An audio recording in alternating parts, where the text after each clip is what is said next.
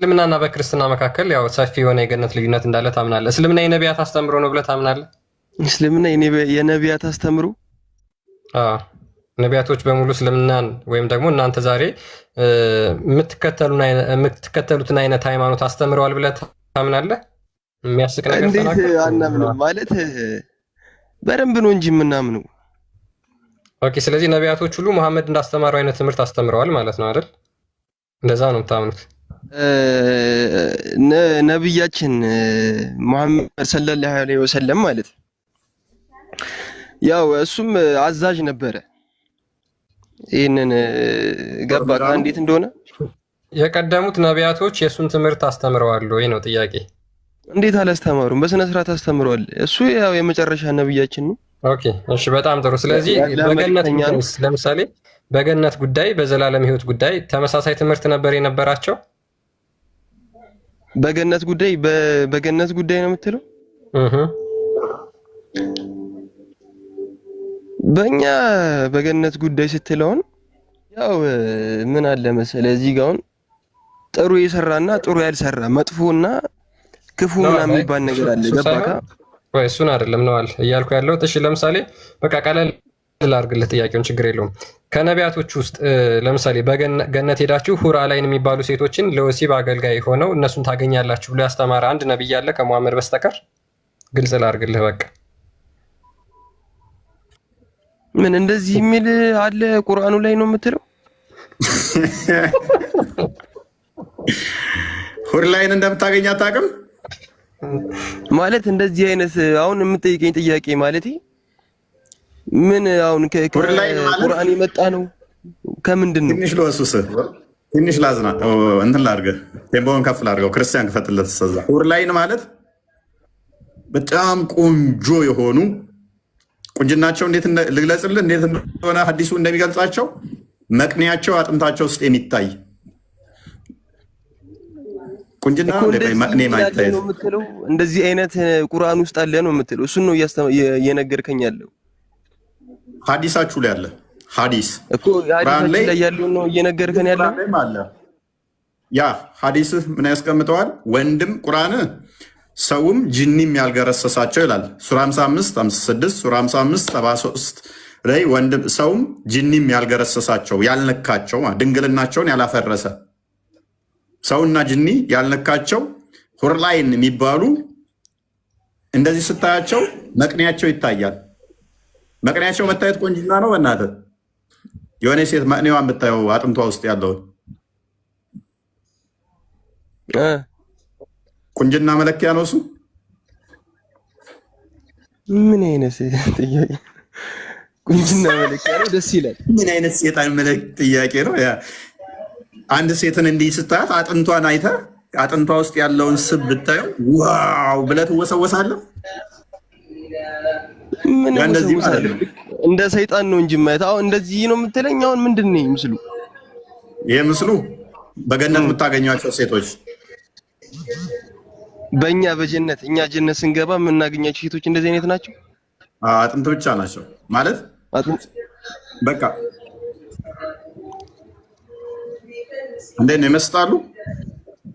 ምን ይመስጣሉ? እነዚህ እኮ የምታያቸው ምንድን ነው የሚመስጡት? እነዚህ እኮ ምን እኮ እነዚህ ናቸው የምናገኛቸው እኛ ጀነት ስንገባ የምናገኛቸው እነዚህ ናቸው ነው የምትለው? ቁርአን ላይ የተጻፈልን እንደዚህ ያለ ያ አዲሱ ፈትለት ሜቢ ከቁርአኑ ልቅደምለትና እሺ ያ ምን ይላል መሰለህ ወንድማችን በገነትና ኦኬ እሺ በገነት ሱራ 44 ቁጥር 53 ጀምሮ ምን ይላል መሰለህ? ፊት ለፊት የተቅጣጩ ሆነው ከስስ ሐርና ከወፍራም ሐር ይለብሳሉ። ያው ገነት ስትሄዱት የምትለብሱት ልብስ ማለት ነው። ወፍራም ሐር ልብስ አለ፣ ስስ ልብስም ደግሞ አለ። ያው ስስ ባይዘ ሐር ልብስ በምድር አይፈቀድም አይደለ? ያ ሐር በምድር አይፈቀድም፣ በገነት ነው የሚፈቀደው። ባይዘ ክርስቲያን አንተ ከፈትከው አይታየኝም። ቀጥል፣ እኔ ወጥቼ ልመለስ። ኦኬ ከስር ይታያቸዋል። እሺ ማር አይቶ ለማያቅ ወይንም ደግሞ ማር ብርቅ ለሆነ ቅንጦት ሊሆንበት ይችላል። ማር ቆራጭ ለሆነ ሰው ግን ማር ለሱ ደንታው ነው። ብርዝ ወይንም ደግሞ ወይም ለማያገኝ ሰው ሊቋምጥ ሊመኝ ይችል ይሆናል። ብርዝ ለሚጥል ወይንም ደግሞ ነጋዴ ለሆነ ግን ብርዝ ለሱ ደንታው አይደለም። ወተት ለሚወድ ሰውና ወተት ለማያገኝ ሰው ወተት ሰዎች ጋር ሲያይ ሊቃውምጥ ይችላል፣ ሊመኝ ይችላል። እርባታ ለሚያረባ ላሞች ላሉትና ወተት ነጋዴ ለሆነ ሰው ወይንም ደግሞ የወተት ፎቢያ ላለበት ሰው ወተት ለሱ ደንታውም አይደለም። ሙዝ አይቶ ለማያቅ ሰው ሙዝ ብርቁ ሊሆን ይችላል። ሙዝ ጓሮ ላለ ሰው ግን ሙዝ ደንታውም አይደለም። ስለዚህ የኛ ዘላለማዊ ደስታችን በእነኚህ ቁሶች ላይ አይደለም የተመሰረተው። አንድ ነገር እናጠቃለን፣ አንድ ነገር እናሰብታለን፣ አንድ ነገር እናስጨብጣለን። አንድ ነገር መዘንጋት የለባችሁም። ሐዋርያው ቅዱስ ጳውሎስ እንደነገረን እግዚአብሔር ለወዳጆቹ ያዘጋጃት ምን አለች? አይን ያላያት። ምን አይን ያላያት? ሙዝ አይን አይቶታል። ሴቶች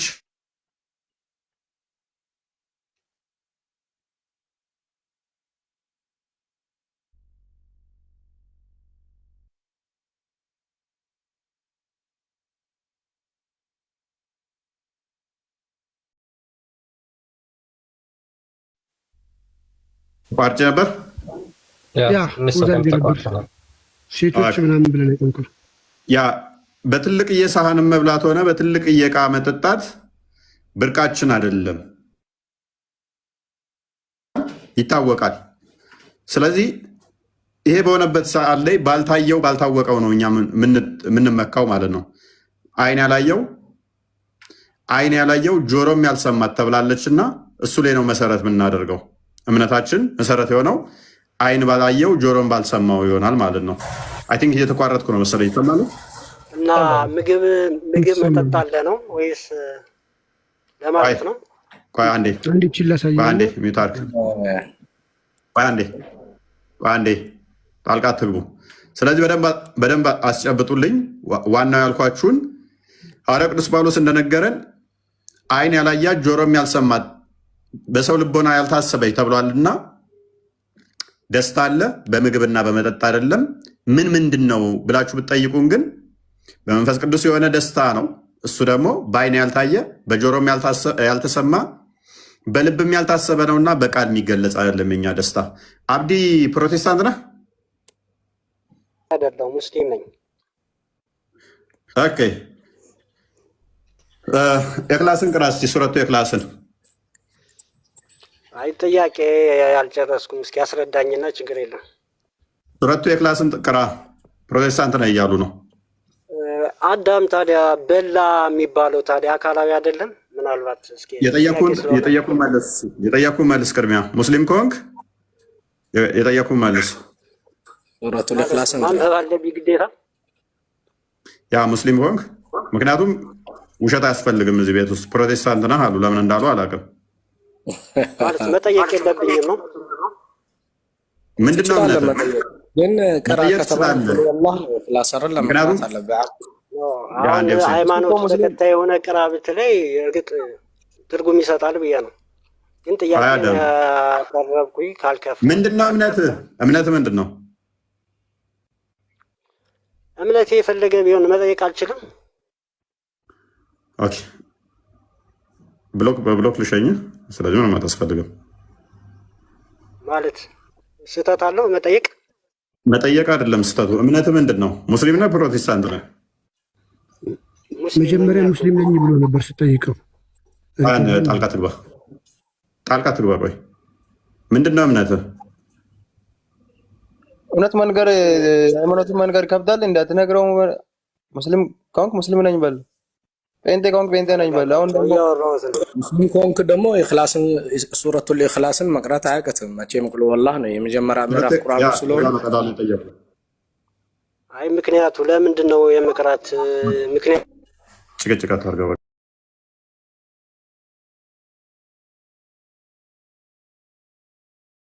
ትክክለኛ ሙስሊሞች ብቻ ገቡ። የምታፍሩበት ከሆነ ቤቴ እንዳገቡ በእምነታችሁ የምታፍሩ ከሆነ እምነታችሁን ዲፌንድ ማታደርጉ ከሆነ ቤቴ እንዳገቡ ደጋግሜ ነግሬያችኋለሁ።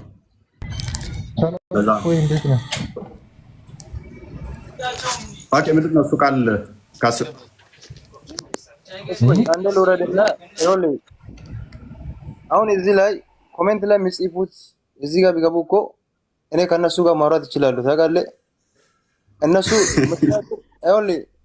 እነሱም በእኔ በቻልኩት አቅም ስለ ክርስትና ሊያደክማቸው ይችላሉ። ምክንያቱም እንዳንተ መረጃ አለበትና አንተ የምታሳየው መረጃ ስለማያውቁ ማለት ነው። አሁን እዚህ ጋር ስለ እስልምና ወክሎ የሚያወሩት አንተን አይመጥኑም። ከሆነ ማድረግ አልችልም። ካልመጠኑም እንዲማሩ ነው። ምንድን ነው ያልኩህ? አሁን እነሱ ምንም መረጃ ከሰዓት ፖስት ስለምናደርግ ባያኔ ጣልቃ ትግቡ። በደንብ አስተውሉ። እዚህ ጋር የሚገቡት ሁሉ ይመጥኑናል አይመጥኑንም የሚል ሙግት ውስጥ ዘና ያለም የገባ ነው። ሰው እንድትማሩ ነው። ከዓመት በላይ ተምሬያለሁ ብለሃል። አልሐምዱሊላህ ያ መማር ነው ዋናው እንጂ እዚህ ጋር የተቀመጥነው ከላይ መጥነን ከላይ አይመጠንም ለማለት አለ። አይነስ ፓራፍሬዝ አድርገው ቶፒኩ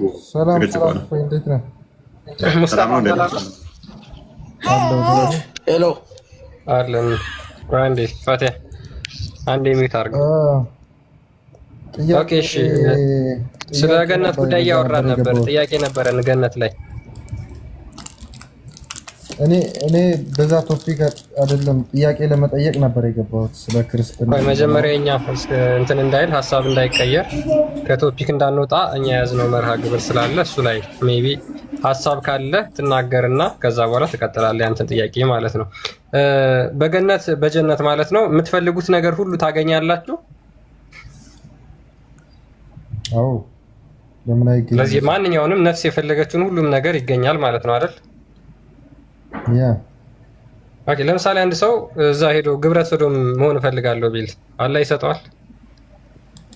ኖ ሲጀመር ግብረ ሰዶም እዛ ጋር የምትመኘው እኮ ምድር ላይ ግብረ ሰዶም የሚመኙት ለምንድን ነው? እዛ ጋር ሲጀመር ገነት ጋር መጥፎ ነገር ሲጀመር አይኖርም። ኦኬ ለምሳሌ ምድር ላይ ኃጢአት የሆነ በገነት የሚፈቀዱ ነገሮች አሉ አይደለ? ማለትም ሐራም የሆኑ ነገሮች በገነት የሚፈቀዱ ነገሮች አሉ። ኦኬ ለምሳሌ በወርቅ ሰሃን መመገብ መብላት በምድር ኃጢአት ነው፣ አይቻልም፣ ሐራም ነው። በገነት ግን ሄዳችሁ የወርቅ ሰሃን ነው የምትበሉት። በምድር ለምሳሌ ዘፈን ሐራም ነው፣ በገነት ሄዳችሁ ግን ዘፈን ታዳምጣላችሁ። ስለዚህ በምድር ያሉ ነገሮች በገነት ሄዳችሁ ሐላል ከሆኑ አሁን ይሄ ቅድም የጠየኩ ጥያቄ ይፈቀዳል አይፈቀድም? አይፈቀድ የምትለይ ከሆነ ደግሞ ምንን መሰረት አድርገህ ነው? ማስረጃስ ምንድን ነው? ኖ ወንድ እኔ ስለዚህ እንትን አላልኩትም፣ አላየሁትም፣ አልተማርኩትም፣ አላነበብኩትም። እሺ ነገር ግን የገባሁት ጥያቄ ኑሮኝና እንትን ልል ነው። እሱን ደግሞ ትቀጥላለህ። ማታኮነሽ አንዴ ተማር ነው ትቀጥላለህ። ምክንያቱም ሉክ ምን እንደሆነ ታውቃላችሁ? ቁርአን ላይ ከአንድም ሁለት ሶስት ጥቅስ አለ ነፍስ ሁሉ የፈለገችውን ነገር ታገኛለች የሚል የተዘጋ አንቀጽ አለ። ነፍስ ሁሉ የፈለገችውን ታገኛለች የሚል። ስለዚህ ብዙ ጊዜ ኡስታዞች በተለያዩ ሚዲያዎች ተጠይቀው ሲመልሱ መኪና እናገኛለን ወይ ሲሉ አዎ ታገኛላችሁ፣ ሲጋራ እናገኛለን ወይ አዎ ታገኛላችሁ የሚል መልስ ነው ያላቸው። ስለዚህ እንደዛ ምድር ላይ የማያገኙትን ነገር የተከለከሉትን ነገር ገነት ላይ እናገኛለን ብለው የሚያምኑ ከሆነ ሌሎች ብዙ ሊጠየቁ የሚገባቸው የሚችሉ ጥያቄዎች አሉ ማለት ነው። ለእነሱ ምንድን ነው መልሳችሁ? ሁሴን ቀጥል። እሺ ትክክል ጥያቄ፣ ትክክለኛ ጥያቄ ነው። ነገር ግን ለነፍሳችሁ የምትፈልገው ነገር ሁላ አለላችሁ በጀነት ውስጥ። ምክንያቱም እዚህ ኃጢአት የሆኑ የተከለከሉ ነገሮችን ተቆጥበን ለእሱ አላህ ብለን ከተቆጠበንና ከተከላከለንና ወደዛ ሐራም ባንገባ ያንን ነገር እዛ ጋር ታገኛላችሁ የተባለው ያ ነው እንጂ እዚህ ተከልክሎ እዛ ጋር የተፈቀደበት ምክንያት አንድም የለም። ምክንያቱም አሁን ኸምር በእኛ የተከለከለ ነው በዱንያ ላይ ስንኖር ማለት ነው። ግን እዚህ ካልጠጣውና ራሴን ለፈጣሪ ብዬ ከያዝኩት አሁን እዛ ጋር ነገ የኔ ውለታ የኔ ለፈጣሪ ይፈቅድልኛል። ምክንያቱም እዚህ ስለከለከለኝና እዚህ አትጠቀሙ ስላለ ስለተቆጠብኩ ለሱ ብዬ ግን ስለዚህ ብድር እየመለሰልህ ነው ማለት ነው። እዚህ ከለከለ እዛ ሰጠና ከዛ እዛ ጋር ግን ቁርአን ውስጥ እኮ ገልጾልናል። ለኛ አያት ቁርአናችን ይናገራልና ምንድነው የሚለው እዛ ጋር ጀነት ውስጥ እኮ አይኖቻችሁ የማያይ ማለት ይሄ ነው ብለህ ግለጽ ጀስት እንደዚህ አይነት ነው ብለህ በመንፈስ እንኳን በጭንቅላት እንኳን የማታስቡት ነገሮች አሉ። ልክ አንተ ቀደም እንደነገርከኝ በሃይማኖታችሁ እንዳለ የኛ ላይም አለ። ግን ዝርዝር ብሎ እነኛ ነገሮች ምንድናቸው በሚባልበት ሰዓት ነው ትልቅ ሰሃን እንዲህ ብሎ የገለጸው እንጂ እዛ ጋር ይሄ ነው። አሁን ግብረ ስጋ ግንኙነት ስለቀደም ስታወሩ ነበርና እዛ ጋር ፈጣሪ የፈቀደልን ቀጥታ እኮ እንዲህ በዚህ ሁኔታ ነው። ልክ አሁን በዱንያ ላይ እንደምንተኛው በዛ ሁኔታ ነው እንዲህ ነው የምታረጉትና በእንደዚህ መልኩ ነው የምተኙት። ልክ ሴክስ የምታረጉት እንዲህ በዱንያ እንደምታረጉት ነው እዛ የምታረጉት ብሎ እኮ አልተገለጸም። ግን አቅሙ 100 ሰው የሚያክል አቅም ይሰጣቸዋል ነው የተባለው እንጂ እንዴት እንደሚደረግ እንኳን እዛ ጋር አላህ እኮ አልገለጸውም። እና የምድሩን ግን ገልጾታል። ትልቁ ነገር አሁን አይን ያላየው ጆሮ ያልሰማው የተባለው ወሲብ ስታደርጉ ተኝታችሁ ነው ቆማችሁ ነው የሚለውን አልገለጸውም። ታላቅ ሚስጥር ነው። አንተ ይሄ የመቶ ሰው ወሲብ ጉልበት ግን ያን በመንፈስ ሊሆን ይችላል። አዎ የመቶ ሰው ወሲብ ጉልበት አለ። ወሲብ የምታደርግበት ሴቶቹም አሉ። እንዴት አድርገው ወሲብ ለምሳሌ ሱረት በቀራ ላይ 222 ነው 23ኛው ላይ ሴቶቻችሁ ለእናንተ እርሻ ናቸውና እርሻችሁ መፈለጋችሁበት ረሱ ይላል። አክቹዋሊ እንዴት ማረስ እንዳለባችሁ እሱን ነግሯችኋል በምድር ላይ። የገነቱ ላይ ግን እንዴት ማረስ እንዳለባችሁ ገና አልተነገረም። ኦራይት። ስለዚህ በምድር ላይ መጠጥ ሐራም ነው ተከልክላችኋል። በገነት ግን ይሄንን ስለተጠበቃችሁ በገነት ይሰጣችኋል። በምድር ላይ በወርቅ መብላት መጠጣት ተከልክላችኋል። በምድር ስለተከለከላችሁ በገነት በዛ ይሰጣችኋል። ታምር ነው። አንተ በጣም ነው የሚያስቀናው። ስለዚህ እዚህ ስለተቆጠብክና ድንጋጌ ያስቀመጠልህ እሱ ያመሰመረልን መስመር የነገርን አያት ቁርአን ተከልከሉ እንደዚህ አትጠጉ ያለን ነገሮችን ከተቆጠብን እዛ ጋር እንደ አፕሪሺየት ነው የሚሰጠን። እና የሆነ ሰው እኮ የሆነ ጥሩ ስራ ስትሰራ እኮ ቴንኪዩ አለች አይደለ? ልክ እንደዛው ይሄ ማለት ምን ማለት ነው? በቀላሉ ያንተን ገነት እኔ ዘና ብዬ ዛሬ ስኖረው ያልኩት ነው። ያንተ ገነት እኔ እየኖርኩት ያለሁት ነው። እሺ፣ በሰፊ ሳህን መብላት እችላለሁ። በወርቅ ሳህን መብላት እችላለሁ። በትልቅ የኩባያ መጠጣት እችላለሁ። ጠጅ መጠጣት ወይንም ደግሞ ወይን መጠጣት እችላለሁ። ያንተ ገነት እዚሁ እኔ እየኖርኩት ነው ያለሁት። ምንም ደስታ አይሰጥም። በጣም ቦሪንግ ነው። በጣም አሰልቺ ነው። በጣም ደባሪ ነው። ስለዚህ እስቲ አንተ እዛ በእናንተ ሃይማኖት ማለት ነው ገነት የለምና ነው መኖር እዛ የምትኖረው ኑሮ የለም። እንዴት ነው አኗኗራችሁ? እዛ ገነት ውስጥ ስገቡ እንዴት ነው አኗኗር ምናምን አልተገለጸም? ከኛ የተሻለ ሊሆን መልካም። ቅድም ሚስኮት የተደረገ ጥቅስ አለ። ሙሐመድ አይን ያላያት ጆሮም ያልሰማት በሰው ልቦና ያልታሰበች ብሎ የጠቀሳት በመጽሐፍ ቅዱስ ላይ የነበረችን ጥቅስ የወሰዳት አለ። ነገር ግን ወሲብ ማድረግ የተሰምቶ ማይታወቅ አይደለም። ሙዝ መብላት ማይታወቅ ነገር አለ። ሙዝ ትበላላችሁ አለ። ፍራፍሬ ሙዝ ትበላላችሁ ማይታወቅ አይደለም። በትልቅዬ ሳህን ትበላላችሁ ያልተሰማ አይደለም፣ ሰማ ነው። በትልቅ ሳህን ትበላላችሁ እያልክ እየነገርከን ነው። በትልቅዬ ኩባያ ትጠጣላችሁ። ምን ናይል ውሃን ለምሳሌ ናይል የአባይ ውሃ ነው። ወተት በትልቅዬ ኩባያ ትጠጣላችሁ ይላል። ማር ትጠጣላችሁ። ማር ማናቀው አይደለም። ወተት ማናቀው አይደለም። ሴቶች ወሲብ ታደርጋላችሁ ማይታወቅ ነገር አለ። እያንዳንዱ አይን አላየች ጆሮ ያልሰማት በሰው ልቦና አልታሰበች ቢልም ስህተት ነው። እንዳለ የሚታወቁ ናቸው የእናንተ ገነት። እኛ ጋር ግን ይህንን ሐዋርያው ቅዱስ ጳውሎስ እግዚአብሔር ለወዳጆቹ ያዘጋጀው በሰዎች ልቦና ያልታሰበች በአይንም ያልታየች በጆሮም ያልተሰማች ብሎ ሲል ስጋዊ ስላልሆነ የምናገኘው ደስታ በመብል በመጠጥ አይደለም። በደንብ አስተውሉ። ሴን ዮሐንስ ራእይ ምዕራፍ 7 አንድ የከፈተው ክርስቲያን ቁጥር 15 ወይም 16 ላይ በመብል በመጠጥ አይደለም የኛ ደስታ፣ ስጋዊ መብል መጠጥ አይደለም። መጽሐፍ ቅዱሳችን በግልጽ በእንደዚህ እንዳልሆነ ነግሮናል። ምን በመብል በመጠጥ እንዳልሆነ። ስለዚህም እግዚአብሔር በዙፋኑ ፊት አሉ፣ ሌሊትና ቀን መቅደሱ ያመልኩታል። በዙፋኑ ላይ የተቀመጠው በእርሱ ላይ ያድርባቸዋል። ከእንግዲህ ወዲህ አይራቡም። ምን አይሉም? አይራቡም። ከእንግዲህ ወዲህም አይጠሙም። ምን አይሉም? አይጠሙም። ወተት እንጠጣለን፣ አባይን ውሃ እንጠጣለን የሚል ነገር የለባቸውም። አይጠሙማ። ፀሐይ ትኩሳትም ከቶ አይወርድባቸውም። ምን ፀሐይ ትኩሳት አይነካቸውም። ዕብራውያን ምዕራፍ 12 ቁጥር 22 ክፈትልኝ። ስለዚህ እነኚህ ሰዎች እኛ ማለት ነው አንራብም።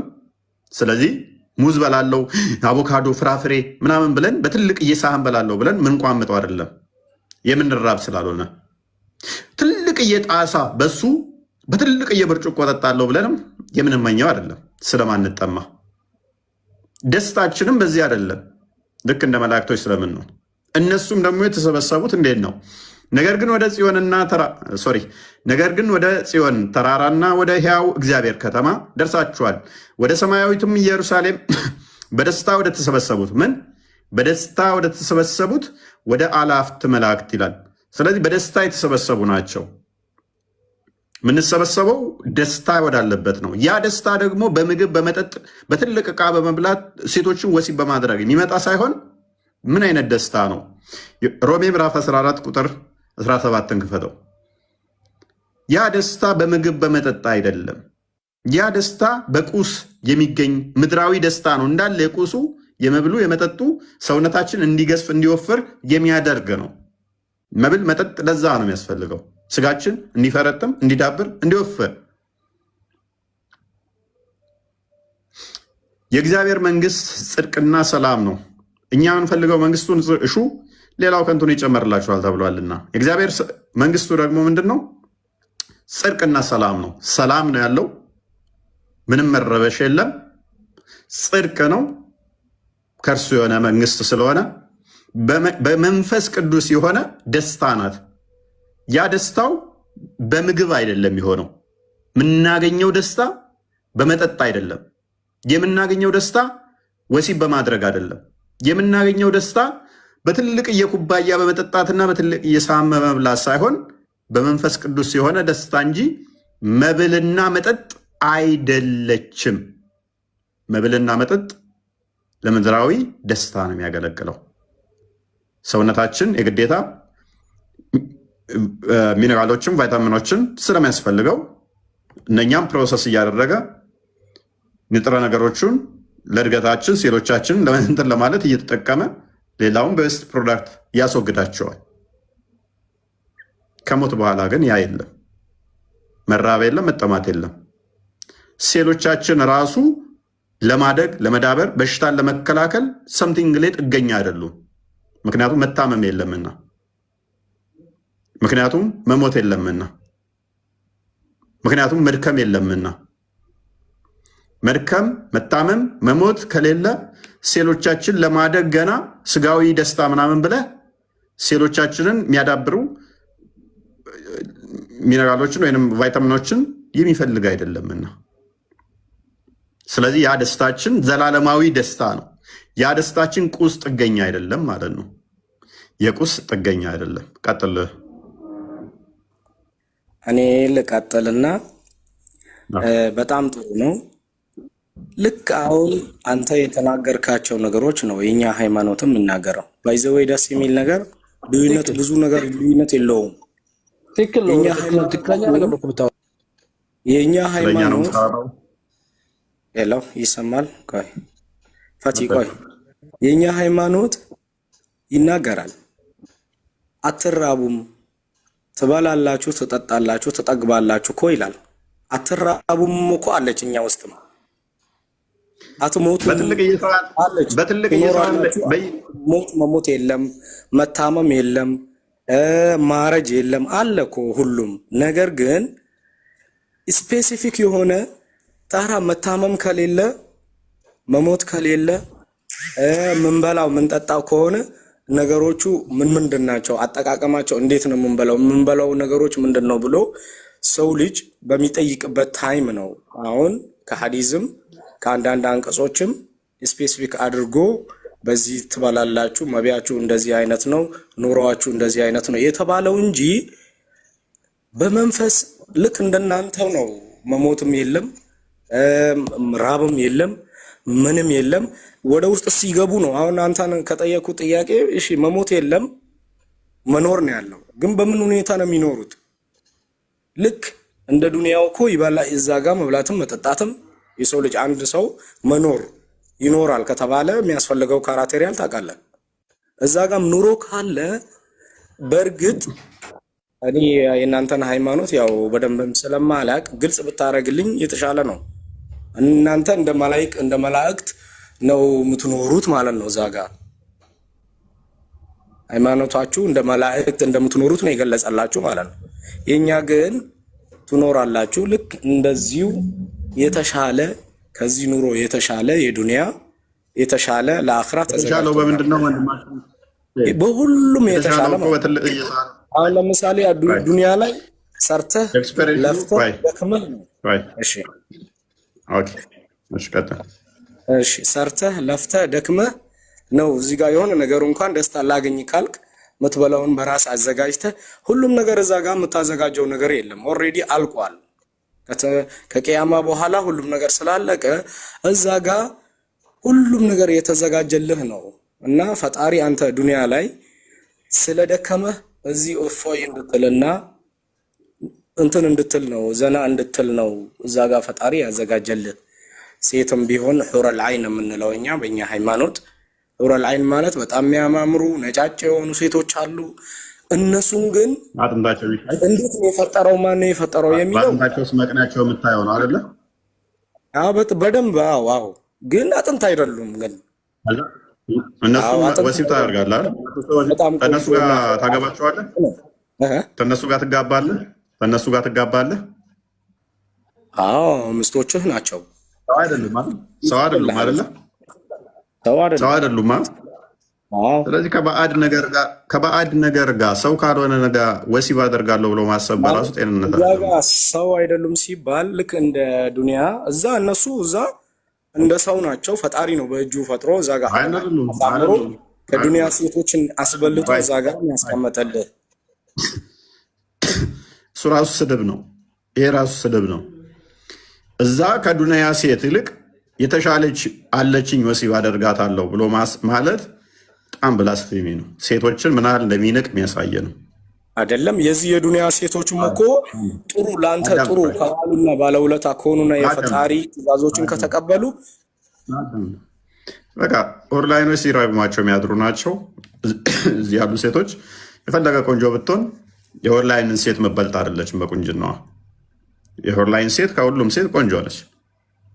ስለዚህ አንድ ወንድ በባህሪው ስለዚህ ቆንጆ እየተሻለችው ጋር ይሄዳል ማለት ነው። መልከ ጥፎ ዋጋ ሄደው በጣም ቆንጅዬ የሆነችው ዋጋ ሄዳ የኦንላይን ሴት ደግሞ ማንም ተወዳዳሪ የላትም። ይሄ በራሱ ስድብ ነው፣ ሴቶችን መናቅ ነው። አንቺ እኔን ካስቀየምሽ ሌሊቱን ሙሉ ኦንላይን ትረግምሻለች። ምን ብላ ምድረግማት? አንቺ የተረገምሽ ባልሽ ትንሽ ቀን ነው የሚቆየው ወደኛ ይመጣል እያለ ትረግማታለች። ከዛስ ከነኝ ጋር ወሲብ ያደርጋል። እሷ አልጋ አንጣፊ ትሆናለች የምድሯ ሴት ማለት ነው። ሲጀመር እኮ እሷ ጥሩ ከሰራችና ፈጣሪ የሚያዛትን ለባልየዋ የባሏን ቃል ካደረገች እኮ እሷም እዛ ጀነት ስለምትገባ እንዳው የነኛ አሚር ነው የምትሆነው እንጂ እሷም ትላለች አይደለችም። አትሆንም። እኔ ጥያቄ አለኝ ነው ፈይ ትሆናለች። አንዴ ሁሴን ሜይ ቢ አሁን የተናገርካቸው ነገሮች አሉ። ሁራ ላይኖችን በተመለከተ እዛ ገነት ስንሄድ እኛ የምንደሰትባቸው ናቸው ብለህ ተናግረሃል። ገነት ውስጥ ጾታዊ መድሎ አለ ብለህ ታምናለህ አንተ? አዎ አለ። ለምን የለም? በጾታ ማዳላት አለ አይደለም? ፈጣሪ እዛ አያዳላም። በጾታ ግን ጾታ ሴቶች ለሴት እኩል ነው የሚሰጥ አይን መሆናቸውን አሉ ለወንድም ለሴትም እኩል ነው የሚሰጠው በሰሩት ስራ ያ ለወንድም ለሴትም እኩል ስጦታ ነው የሚሰጣቸው በሰሩት ስራ ማለት ነው። ስጦታ ነው የሚሰጣቸው በሰሩት ስራ ማለት ነው። እዚህ አሁን ጥሩ ስራ ከሰራሁት እኔ በዛ ስራ ነው ኢቫሉዌት ተደርጌ ፈጣሪ የሚከፍለኝ የሚሰጠኝ ማለት ነው። ኦኬ ስለዚህ አንተ ጥሩ ስራ ከሰራ አላገኝም እችላለሁ። ያ ገብቶኛል። ስለዚህ አንተ ጥሩ ስራ ከሰራ ሁራ ላይኖችን ይሰጣል አይደለ?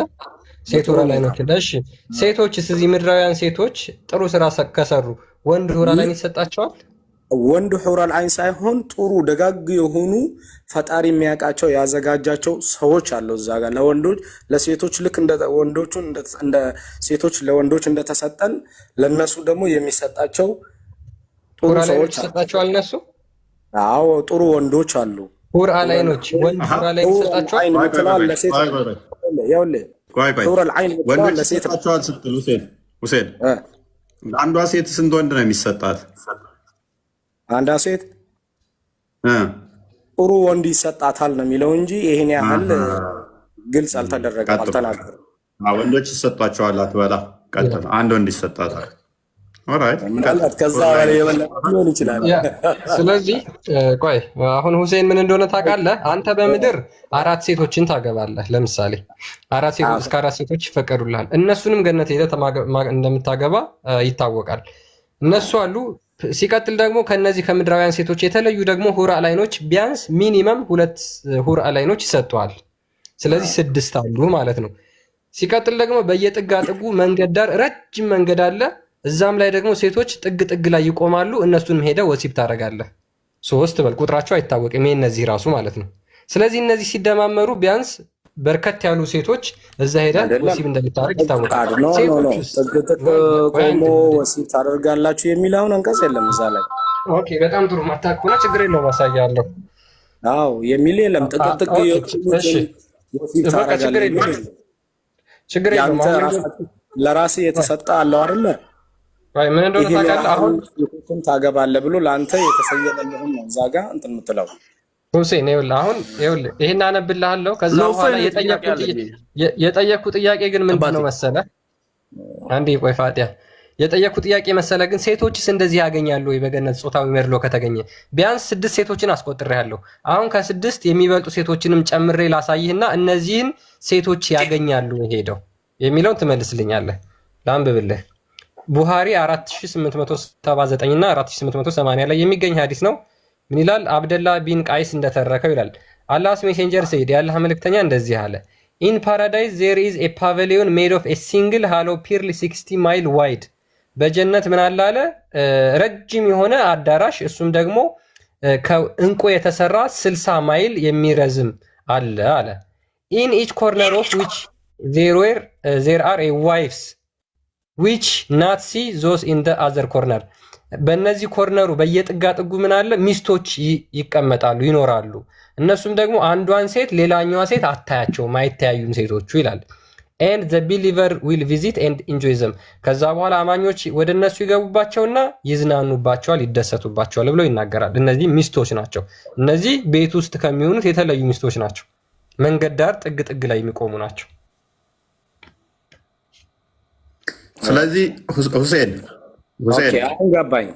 አሁን እዛ ጋር ጥግ ጥግ ይቆማሉ የተባለው ሌላ ሴቶች ሳይሆን የራስ ሚስቶች ነው የሚለው እዛ ጋርና ወይ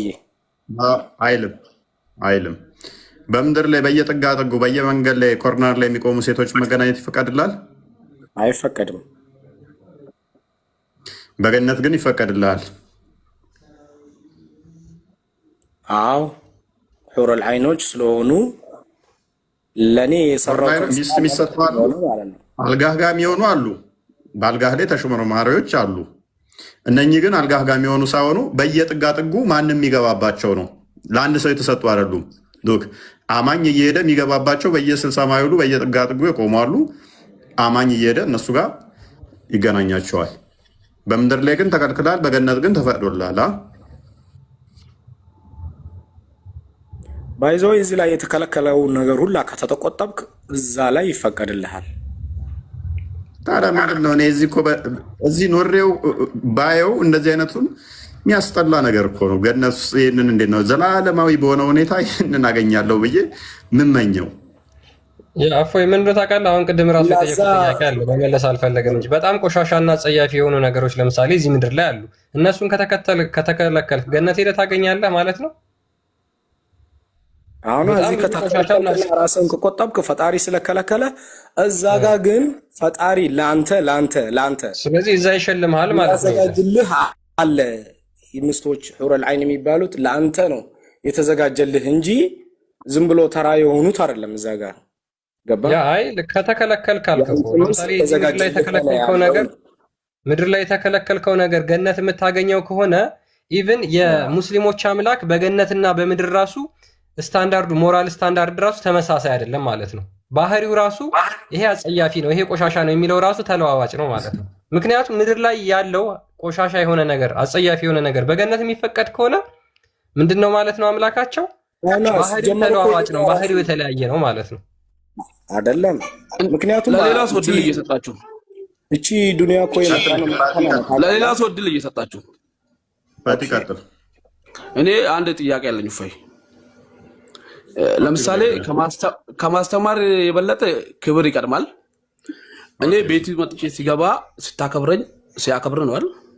ስንከባበር ነው። ለምሳሌ ስለ እስልምና ልታሳውቀኝ እኔ በእስልምና ውስጥ ምንን ይወዳል ምንን ይጠላል የሚለው ልታውቅልኝ ይገባል።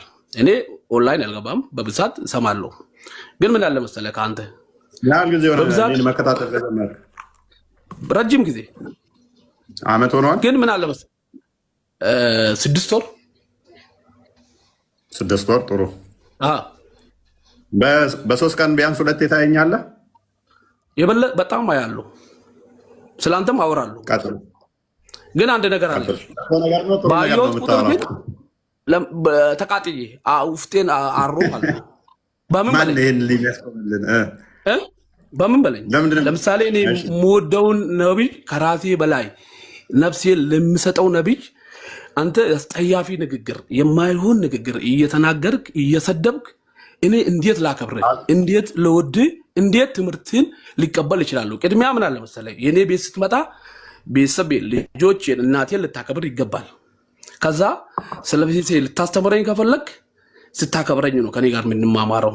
አድበል ለምሳሌ እዚህ ውስጥ ያለ ሙስሊም እንዳለ ከሚያውቀው ነገር ማሳወቅ ግዴታ አለበት። ከማያውቀው ነገር ግን እዚህ ለቁጭ ብሎ መዘባረቁ በፈጣሪ ዘንድም በእኔ ሃይማኖት ያስጠይቋል። ምክንያቱም ይሄ ሰው ተማሪ ነው፣ ማስተማር አይችልም። አንዳንዴ ያላወቅናቸው ነገሮች ሲገለጹ በእኛ ሳይድ ስድብ ሊመስሉ ይችላሉ። አይደለም። ምን አለ መሰለኝ እፎይ አሁን ብዙ አስጠያፊ ነገር ትናገራለህ ነቢ ሙሐመድን ሰለላሁ ዐለይሂ ወሰለም። እኔ ለምሳሌ አሁን ብዙ ጊዜ ባየሁት ቁጥር ለምሳሌ አንድ ነገር ልንገርህ፣ የእናንተ ነቢይ እንደዚህ የሚያደርግ ነው እንደዚህ ስትለኝ ለምሳሌ እኔ እውነቱን ነው የምልህ። እኔ በዚህ ምድር ላይ ያ ነገር አሁን ተጽፎ ከተገኘ ያንን እነሱ ካልነገሩህ እኔ እንዲህ ያደርጋል ብዬ መናገር ስድብ ይሆናል? እንዴት? ለምሳሌ ተጽፎ የተገኘ እያነበብኩት ነው እያየሁት ነው። ለምሳሌ አንተ እኔ እንዴት ቁርአን ውስጥ አስጠያፊ ነገር ነብዩ መሐመድ ሰለላሁ ዐለይሂ ወሰለም እንዴት አስጠያፊ ነገር ይጻፋል ስለሳቸው? አንድ ነገር ስለ ክብር አንድ ነገር ልንገርህ። ለምሳሌ አንድ ነገር እንስማማ፣ በቃ እንስማማ፣ ክርክር እንዳናደርገው። እሺ በጣም ከ6 ወር በላይ በደንብ ተተከታተልከኝ። እሺ በጣም በቃ ከሚያናድድ ለምሳሌ እኔ የተናገርኩት የሌለ ነገር የመሰለ ምን አለ? አሁን ምንድነው አሁን ምን አለ መሰለህ፣ አንዳንዴ በጣም የምትወደውን ነገር ስታስብ ስሜታዊ ትሆናለህ። የምትወደው ነገር እኔ እውነት ነው ብነግርህ ቢያገኝ ብገልህ እኔ ደስ ይለኛል። እውነት ነው። ቤተሰቤ ልጄን እናቴም ማለት ነው 1000 ጊዜ ቢሞቱብኝ እኔ አንተን አግኝቼው ነገር አድርጌ ከዚህ አስጠያፊ ስለምወደው ነብይ ከሚሰማ ህይወቴን መስዋዕት ቢያደርግ እውነት ነው የምልህ እኔ ቢያገኝ በጣም ደስ ይለኛል። አሁን ስለ ጽድቁ አይደለም ስለ ጽድቁ አይደለም። ምን አለ መሰለህ አክብርልኝ፣ እኔ ነብዬ አይደለም ውደድልኝ። ተስማማው። ቆይ አንድ ነገር ደግሞ እሺ፣ ቆይ ተስማማው። አንድ አዳምጠኛ። እኔ ተስማማውለት። አሁን አንተ ባልከው መሰረት እንድገለኝ ድረስ ያደረገህና በጣም ያበሳጨህ ግን እስቲል በቀን በ3 ቀን ውስጥ 2 ቀን ትከታተለኛለህ ወይ ስልህ ከዛም በላይ አልከኝ። ሁል ቀን ትከታተለኛለህ ማለት ነው። እስቲል ብትናደድብኝም ግን እየተከታተልከኝ ነው። ይህንን ባይል ኖሮ ወይንም ደግሞ ይህንን ዋሽቶብናል የምትለው ነገር አለ ወይ? ምክንያቱም የተጻፈ ካልኩኝ እየጠላኸኝ ያለኸው አንተ በተሳሳተ መንገድ ነው። የተጻፈውን እኔ ካልኩኝ አንተ እየጠላኸኝ ያለኸው በተሳሳተ መንገድ ነው። እውነትም ደግሞ ያን ነገር መረጃ የሌለውን እያልኩ ከሆነ ደግሞ አንተ ትክክል ነህ፣ እኔ ስህተተኛ ነኝ ማለት ነው። ስለዚህ ለኦዲየንሱ ግልጽ ለማድረግ ያህል ለምሳሌ እንዲህ ትል ነበረ በነቢያችን ላይ እንዲህ ትላለህ፣ ይሄ ደግሞ ስድብ ነው የለም የምትለው ነገር አለ። ያለውን ከሆነ ግን እኔ ያለውም ጥፋተኛው ሀዲሶችን የሰበሰቡት ያንን ያስተላለፉት ነብዩ ተናግረዋል ያሉት ይሆናል ማለት ነው። የምታውቀው አለ በ6 ወር ውስጥ ስለ ነብያችሁ ዋሽተሃል ወይም ደግሞ የሌለ ነገር ተሳድበኸዋል፣ የሌለ ነገር ብለሃል መጽሐፍ ላይ የምትለው የምታስታውሰው አለ? ሰማለዋ? አዎ ፈቲያ፣ ሰው ነገር ላለው ከማለት በፊት የሚቀድመው ምንድን ነው? ይሄ ነገር አለ ወይስ የለም የሚለውን የምታስታውስ ከሆነ ተናገር እስኪ። ወጣ አይኖርም። አብዛኞቹ ስሜት ነው። እሺ እፎይ፣ እኔ እንግዲህ አላስተናገዳችሁኝም፣ ስጠብቃችሁ ነበረ። እስካሁን አላስተናገዳችሁ። ቀጥል። እሺ ቀጥል። ጥያቄ ነበረኝ ብያችሁ ነው ያቋረጣችሁኝ። ቀጥል ማለት ነው። እሺ በክርስትና ሃይማኖት ከአንድ ሴት ውጭ ማግባት አይቻልም ይባላል። ልክ ነው አይደለም? ልክ ነው። ኦኬ እሺ፣ በእናንተ ዳዊት ስንት ሚስት ነው የነበረው? ስጠይቅ እኔ እዛ በላይ ሚስት እንዳለው ሰማሁ። ጋር የሚረብሽ ድምፅ አለ። ምንድን ነው ከኋላ?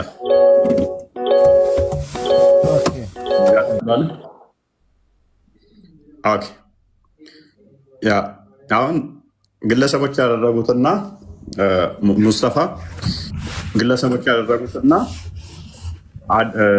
አስተምሮን እንለይ። አስተምሮ እና ግለሰብ ማድረግ ይለያያል። አንድ ሙስሊም ሌባ ቢኖር ለምሳሌ እዛ ጋር ኢብራሂም የሚባል ሌባን እያነሳውኝ ሙስሊሞች ሌባ ናቸው ብል ኦፌንድ እንደሚያደርግህ አይ ነው ያበሳጫል ማለት ነው። ከዚህ ጋር የሆነ አንድ ሙስሊም አንስቼ ያው ሙስሊሞች ሌቦች ናቸው፣ እስልምና ሌብነትን ይፈቅዳል፣ እስልምና ሌብነትን አይከለክልም ብል ስህተት ነው የሚሆነው ማለት ነው።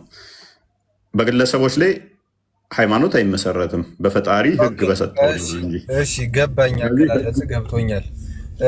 ዳዊት ነብይ አይደለም በእናንተ አይደል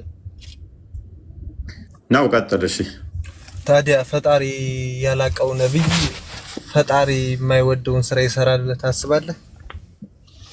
ሰው ነው አንድ ሚስት። ኦኬ ታዲያ ከአንድ ሚስት በላይ ማግባት ይችላል እሱ ብለህ ነው የምታስበው?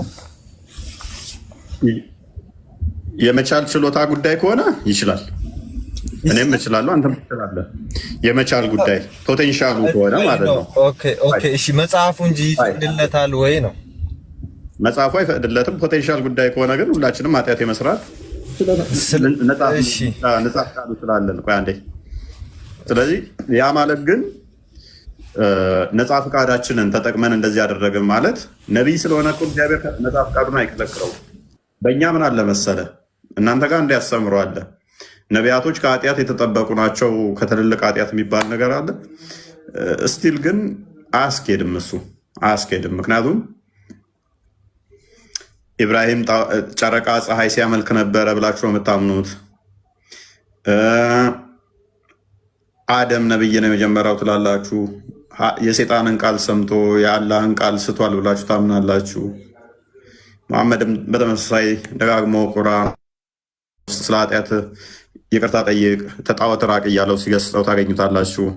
ሱራ 74-5፣ ሱራ 42-52 እንደዚህና የመሳሰሉ የቁርአን ክፍሎች ማየት ይቻላል። ዋናው ነገር ግን ምንድነው? በእኛ ምን እናምነውን ልንገርህ። እኛ ነቢያቶች እንደው ፐርፌክት የሆኑ እንከን አልባ ናቸው ብለን አናምንም። እንከን አልባ ስህተት የሌለባቸው ምናምን ብለን አናምንም። ደካሞች እንደ ማንኛውም ሰው ሊሳሳቱ የሚችሉ ናቸው። እንደ ማንኛውም ሰው ሊወድቁ ይችላሉ። ነገር ግን ምንድነው ከውድቀታቸው ይነሳሉ። የብሉይ ኪዳን ነቢያቶች ደግሞ ገና ጸጋን ያልተቀበሉ በሕግ ውስጥ የነበሩ ናቸው። ስለዚህ እያንዳንዱ ዳዊት ተሳስቶ ነው ያገባው 8 ሚስት ማለት ነው። እግዚአብሔር እንደዚህ አግባ እንደዚህ ሕግ ሰጥቶት ይሄን ያህል ለምሳሌ በቁርአኑ እንዳለው 4 አግቡ በሚል ደረጃ ተሰጥቶት አይደለም። እሺ ዘጠነኛም እንዳገባም ደግሞ እንትን ዘጠናም ያግባ ችግር የለውም። ሕግ የሚመጣው መቼ መሰለህ? ሕግ ተሰጥቶ ሎክ ቁርአኑ ላይ ለምሳሌ 2 2 3 3 4 4 አግቡ የሚል ሕግ ነው። ይሄ አይደለ? አግቡ የሚል ይሄ ሕግ ነው። እንደዚህ አግቡ የሚል ሕግ ነው የተሰጠው። በመጽሐፍ ቅዱስ ላይ እንደዚህ አይነት ሕግ አልተሰጠም። 2 2 3 3 4 4 5 እንደዚህ አግቡ የሚል ሕግ አልተሰጠም። ሕጉ የጀመረው ከሙሴ ነውና ዘፍጥረት ሲጀምር ዘፍጥረት ምዕራፍ 2 ላይ ቁጥር 28 አካባቢ መጨረሻው አካባቢ አዳም ከጎኑ ሔዋን ትፈጠራለች። ሔዋን ተፈጠረች በኋላ ሰው እናትና አባቱን ይተዋል፣ በሚስቱም ይጣበቃል፣ ሁለቱ አንድ ይሆናሉ፣ ወደፊት ሁለት አይሆኑም ተባለ። ሁለቱ አንድ ይሆናሉ ተባለ እንጂ ሶስቱ አንድ ይሆናሉ አልተባለም። ስለዚህ ሕጉ እንደዚህ ነው ያለው። ባሎች ሚስት እንዳያበዙ ሪከመንድ ተደርገዋል፣ ተጠቅሰዋል። ዘፍጥረት ገና ፍጥረትም ሲጀምር እግዚአብሔር በዚህ ሰጥቶናል። ይህን ካደረጋችሁ እንደዚህ ታደርጋላችሁ የሚለው ሕጉ ሪቪል ግልጽ ሆኖ በብሉይ ኪዳን ላይ አልተገለጸ። ነገር ግን ዘፍጥረት ራሱ የሚነግረን ምንድነው? ይህንን የሚያስተምር ነው። ከዛ በኋላ ግን ምን ይመጣል? አዲስ ኪዳን ይመጣና ብሉይ ኪዳንን በደንብ ይፈተዋል። ከአንድ በላይ ማግባት እንደሌለባቸው አንደኛ ቆሮንቶስ ምዕራፍ 7 ላይ ስትመጣ ቁጥር 2 ጀምሮ እስከ 5 ባሎች ወንዶች ለራሳቸው ሚስት እንዲኖራቸው ሚስቶች ሳይሆን ሚስት እንዲኖራቸው ሚስትም ለራሷ ባል እንዲኖራት ብሎ ደነገገው መጽሐፍ ቅዱስ ማለት ነው። ሎክ ባል ለራሱ ሚስት ይኖረው አለ። ሚስቶች ይኖራው አላለም። ሚስት ይኖራል። ሚስትም ለራሷ ባል ይኖራት አለ። ሚስት በገዛ ስጋዋ ላይ ስልጣን የላትም አለ። ስልጣን የባሏ ነው አለ። ስለዚህ ሚስትህ በስጋዋ ላይ አንዳች ስልጣን የላትም። እሷ ስልጣኑ ያንተ ነው። ስለዚህ ሚስትህን የምትቆጣጠራት ስልጣኑ ያንተ ከሆነ በሚስትህ ላይ ሚስትህ ሄዳ ከሌላ ወንድ ጋር እንድትተኛ አትፈቅድላትም። ለምን? ስልጣኑ ያንተ ነው። የእሷ ስጋ ያንተ ሆኗል። በቃ ሁለቱ አንድ ይሆናሉ ስለተባለ። ስለዚህ ሌላ ቦታ ሄጄ ልተኛ ብትል ሌላ ቦታ ሄጄ ልተኛ ብትል እሺ ብለህ አትፈቅድም አንተ። ምክንያቱም የእሷ አካል ያንተ አካል ስለሆነ ማለት ነው። በተመሳሳይ ደግሞ እሷ አንተ ያንተ አካል ላይ ስልጣን የለህም፣ መፍቶ የለህም። ስልጣንህ የማን ሆኗል? የሚስትህ ሆኗል። ሌላ ሴት ጋር ሄጄ ልተኛ ብትል እሷ እሺ አትልህም። መፍቀድ መግዛት የምችለው እሷ ብቻ ነች በአንተ ስጋ ላይ። ምን አገባሽና በራሴ ብልት ላይ በራሴ ስጋ ላይ እንደፈለግ ሆናለሁ ብትል አትችልም። ሁለቱ አንድ ሆነዋልና በአንተ ስጋ ላይ ስልጣን ያላት እሷ ነች። ከዛ በኋላስ ሁለቱ ደግሞ በአልጋ እንዳይለዩ ቁጥር 5 ላይ ደነግገዋል። በአልጋ ማይለዩ ከሆነ ሁለቱም አይለያዩ ከሆነ በአልጋ እንዳይለያዩ ከተባለ እሷ በራሷ ላይ ስልጣን የላትም፣ ስልጣን የባሏ ነው። እሱ በራሱ ላይ ስልጣን የለውም፣ ስልጣን የሷ ነው ከተባለ አልጋ ይለያዩ ከተባለ እንዴት ሆኖ ነው ሌላ ሊያገባስ የሚችለው? ግልጽ የሆነ ሕግ ነው። ቀጥለዋል። ስለዚህ አሁን እስቲ የምጠይቀህ ጥያቄ አለና ለምሳሌ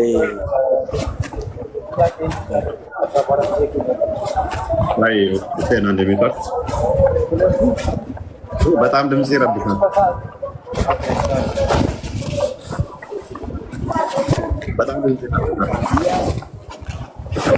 ሙስጠፋ እንዴ